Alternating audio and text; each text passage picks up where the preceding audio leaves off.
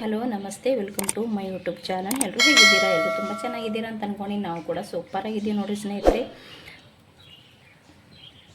ನಾನಂತೂ ಇಲ್ಲಿ ಮಂಗಳೂರು ಶೈಲಿ ಗೋಳಿ ಬಜ್ಜಿ ಯಾವ ರೀತಿ ಮಾಡ್ತೀವಿ ನಮ್ಮ ಮನೆಯೊಳಗೆ ಅಂತ ಇವತ್ತು ನಿಮ್ಮ ಕೂಡ ಶೇರ್ ಮಾಡ್ಕೊಂಡು ಹೋಗ್ತೀನಿ.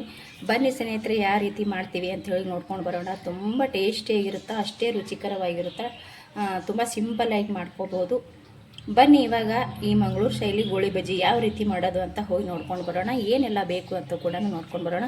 ಹೊಸಬ್ರು ನೋಡ್ತಾ ಇದ್ದೀರಪ್ಪ ಅಂದ್ರೆ ಪ್ಲೀಸ್ ನಮ್ಮ ಚಾನಲ್ನ ಸಬ್ಸ್ಕ್ರೈಬ್ ಮಾಡ್ಕೊಂಡು ಸಪೋರ್ಟ್ ಮಾಡಿ ಸ್ನೇಹಿತರೆ. ಬನ್ನಿ ಇವಾಗ ಹೋಗಿ ನೋಡ್ಕೊಂಡು ಬರೋಣ.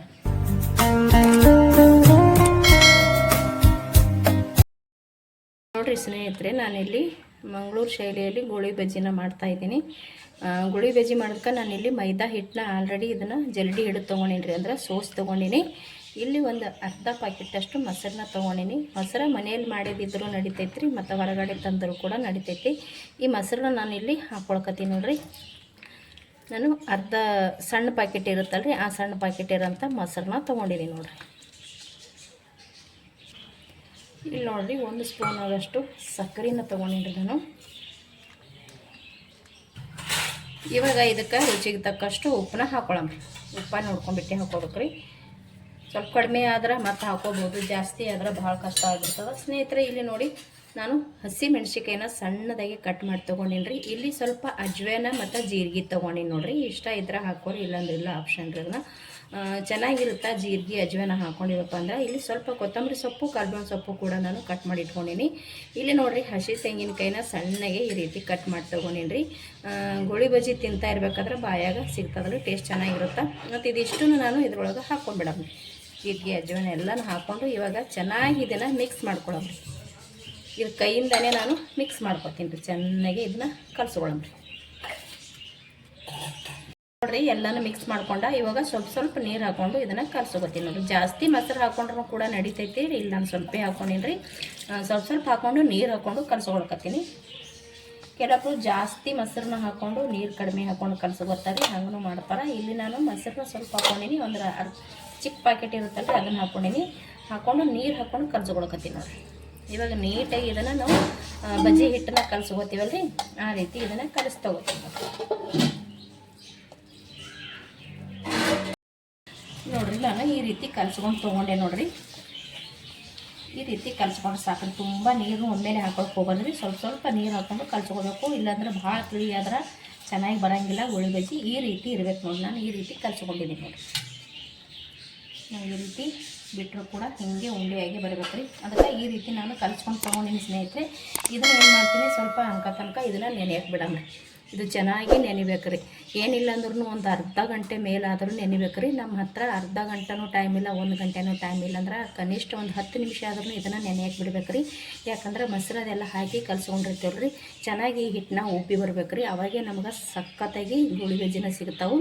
ನಮ್ಮ ಹತ್ರ ಟೈಮ್ ಇಲ್ಲ ಅಂದರೂ ಕೂಡ ಒಂದು 5-10 ನಿಮಿಷ ಆದ್ರೂ ಇದನ್ನು ರೆಸ್ಟ್ ಮಾಡಕ್ಕೆ ಬಿಡ್ಬೇಕು ರೀ. ಇದನ್ನು ನಾನು ಸೈಡಿಗೆ ಇಟ್ಟು ಬಿಡ್ತೀನಿ. ಅಲ್ಲಿ ತನಕ ಮಾಮೂಲಿ ಚಟ್ನಿ ಐತಲ್ರಿ, ಕಾಯಿ ಚಟ್ನಿನ ಮಾಡ್ಕೊತೀನಿ ನೋಡಿರಿ.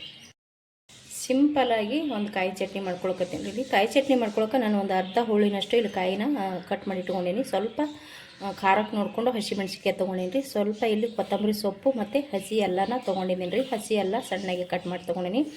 ಇಲ್ಲಿ ಸ್ವಲ್ಪ ಜೀರಿಗೆ ಮತ್ತು ಸಾಸಿವೆ, ಜರ ಸಕ್ಕರೆ ಮತ್ತು ಉಪ್ಪು, 1 ಚಿಟಿಕೆಯಷ್ಟು ಅರಿಶಿಣ, ಬೆಳ್ಳುಳ್ಳಿ ಮತ್ತು ಹುರ್ಗಡ್ಲಿ ಪುಟಾಣಿ ತೊಗೊಂಡಿನಿ. ಇದು ಇಷ್ಟು ನಾನು ಮಿಕ್ಸಿಗೆ ಹಾಕೋತೀನಿ. ಒಂದು ಮಿಕ್ಸಿ ಜಾರ್ ತೊಗೊಂಡಿನಿ. ಮಿಕ್ಸಿ ಜಾರಿಗೆ ಹಾಕ್ಕೊಂಡು ನುಣ್ಣಗೆ ರುಬ್ಕೊಂಡು ಬರ್ತೀವಿ. ಮಾಮೂಲಿ ಚಟ್ನಿ ಮಾಡ್ತೀವಲ್ಲ ಸಿಂಪಲಾಗಿ, ಅದೇ ಕಾಯಿ ಚಟ್ನಿ ರೀ ನೋಡಿರಿ. ನಾನು ಇಲ್ಲಿ ಚಟ್ನಿನೂ ಕೂಡ ಹರ್ಕೊಂಡು ಒಂದು ಚಿಕ್ಕದಾಗಿ ಒಗ್ಗರಣೆಗೆ ಹಾಕ್ಕೊಂಡಿದ್ದೀನಿ ನೋಡಿರಿ. ಏನಿಲ್ಲ, ಬರೀ ಕರ್ಬೇವಿನ ಸೊಪ್ಪು, ಒಂದೇ ಒಂದು ಒಣ ಮೆಣಸು ಮತ್ತು ಸ್ವಲ್ಪ ಜೀರಿಗೆ, ಸಾಸಿವೆ, ಇಷ್ಟೇ ರೀ. ಇದಿಷ್ಟು ಹಾಕ್ಕೊಂಡು ಇದನ್ನು ಒಗ್ಗರಣೆ ಮಾಡ್ಕೊಂಡಿನಿ. ಈ ರೀತಿ ಚಟ್ನಿನ ರೆಡಿ ಮಾಡ್ಕೊಂಡೇವ್ರಿ. ಇವಾಗ ಹಿಟ್ಟು ಕೂಡ ನೆಂದೈತ್ರಿ. ಇವಾಗ ಗೋಳಿ ಬಜ್ಜಿ ಮಾಡಂಬರ್ರಿ ಸ್ನೇಹಿತರೆ. ಇದು ನಾನು ಸೈಡಿಗೆ ಎತ್ತಿ ಇಟ್ಬಿಡ್ತೀನಿ ರೀ. ಇವಾಗ ನೋಡಿರಿ, ಇಲ್ಲಿ ಹಿಟ್ಟು ಕೂಡ ಚೆನ್ನಾಗಿ ನೆಂದೈತ್ರಿ. ಕನಿಷ್ಠ ಒಂದು 10 ನಿಮಿಷ 20 ನಿಮಿಷನಾದರೂ ನೆನೆ ಇಟ್ಕೋಬೇಕು. ನಾನು ಇಲ್ಲಿ ಒಂದು 20 ನಿಮಿಷ ನೆನೆ ಇಟ್ಟೀನಿ ರೀ. ಯಾಕಂದ್ರೆ ಮಕ್ಕಳು ಕೇಳಕತ್ತಾರ, ಹಾಗಾಗಿ ನಾನಿಲ್ಲಿ ಒಂದು 20 ನಿಮಿಷ ಮಾತ್ರ ನೆನೆ ಹಾಕ್ಕೊಂಡಿನಿ ರೀ. ನಾವು ಎಷ್ಟು ಇದನ್ನು ಹಿಟ್ಟು ನೆನೆಸ್ಕೋತೀವಿ ಅಷ್ಟು ಚೆಂದ ಗೋಳಿ ಬಜ್ಜಿ ರೆಡಿ ಆಗ್ತಾವೆ. ಹಿಟ್ಟು ಉಬ್ಬಿ ಬರ್ತದೆ ರೀ ಮೊಸರು ಹಾಕೋತೀವಲ್ರಿ. ಇಲ್ಲಿ ನಾನು ಒಂದು 20 ನಿಮಿಷ ನೆನೆ ಇಟ್ಕೊಂಡಿನಿ ರೀ. ಇವಾಗ ಇದಕ್ಕೆ ರೆಡಿ ಮಾಡ್ಕೊಳ್ಳೋಮ್ರಿ. ಆಲ್ರೆಡಿ ಗ್ಯಾಸಿನ ಮ್ಯಾಗ ನಾನು ಎಣ್ಣೆ ಕೂಡ ಇಟ್ಟಿದ್ದೀನಿ. ನೋಡಿರಿ ಗ್ಯಾಸ್ ಹಚ್ಚಿಬಿಟ್ಟು ಒಂದು ಕಡೆ ಇಟ್ಕೊಂಡು ಎಣ್ಣೆ ಹಾಕೊಂಡಿದ್ವಿ. ಚೆನ್ನಾಗಿ ಇದನ್ನು ಎಣ್ಣೆ ಕಾಯಬೇಕ್ರಿ. ಎಣ್ಣೆ ಕಾಯ್ದ ನಂತರ ನಾವು ಇದಕ್ಕೆ ಗೋಳಿ ಬಜ್ಜಿ ರೆಡಿ ಮಾಡ್ಕೊಳ್ಳೋಣ. ನೋಡಿರಿ ಸ್ನೇಹಿತರೆ, ಇವಾಗ ಎಣ್ಣೆ ಕಾಯ್ದೈತ್ರಿ. ಇವಾಗ ಇಲ್ಲಿ ಕಲಸಿಟ್ಟಿರುವಂಥ ಹಿಟ್ಟನ್ನು ಹಾಕೊಳ್ಳೋಣ. ಸ್ವಲ್ಪ ಸಣ್ಣಗೆ ಈ ರೀತಿ ಹಾಕೊಂಡು ಚೆನ್ನಾಗಿ ಸ್ವಲ್ಪ ಎಣ್ಣೆ ಕಾಯ್ಬೇಕ್ರಿ. ಎಣ್ಣೆ ಕಾಯ್ದ ನಂತರನೇ ನಾವು ಹಾಕ್ಕೋಬೇಕು. ಚೆನ್ನಾಗಿ ಉಬ್ಬಿ ಬರ್ತಾವ್ರಿ ಅವು. ಇಲ್ಲಿ ನಾನು ಚಿಕ್ಕ ಚಿಕ್ಕ ಸೈಜ್ ಹಾಕೊಳಕತ್ತೀನಿ ನೋಡ್ರಿ.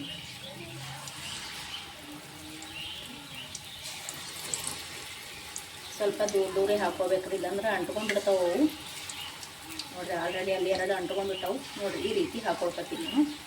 ಚೆನ್ನಾಗಿ ಎಣ್ಣೆ ಕಾಯ್ತಪ್ಪ ಅಂದ್ರೆ ಚೆನ್ನಾಗಿ ಉಪ್ಪಿ ಮೇಲ್ಗಡೆನೆ ಬರ್ತಾವ್ರಿ. ಇವಾಗ ಚೆನ್ನಾಗಿ ಇದನ್ನು ಕರುದು ತೊಗೊಳಮ್ಮ ಸ್ನೇಹಿತರೆ. ಸಖತ್ತಾಗಿ ಟೇಸ್ಟಿಯಾಗಿ ಮಂಗಳೂರು ಶೈಲಿ ಗೋಳಿ ಬಜ್ಜಿ ರೆಡಿ ಆಗ್ತಾವೆ ನೋಡ್ರಿ.